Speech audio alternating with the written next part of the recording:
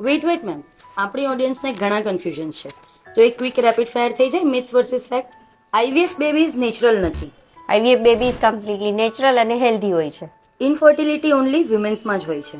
40 થી 50% કેસમાં પુરુષોની ખામીઓ જવાબદાર હોય છે. આઈવીએફ પછી નેચરલ પ્રેગ્નન્સી શક્ય નથી. ઘણા બધા કપલ આઈવીએફની ટ્રીટમેન્ટ પછી કન્સીવ નેચરલી કરતા હોય છે. પીસીઓડી ક્યોર થઈ શકે છે. પીસીઓડી કમ્પ્લીટલી ક્યોર નથી થઈ શકતું, પણ પ્રોપર લાઇફસ્ટાઇલ અને ટ્રીટમેન્ટથી કંટ્રોલ કરી શકાય છે. ફર્ટિલિટી ટ્રીટમેન્ટ ઓલવેઝ પેઇનફુલ હોય છે.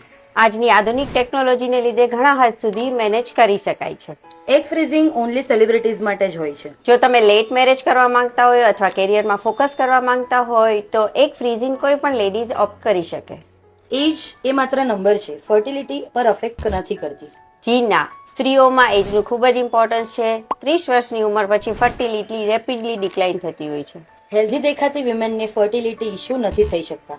જી ના, આઉટવર્ડ હેલ્થ અને ઇનર ફર્ટિલિટી હેલ્થને કોઈ લેવા દેવા નથી.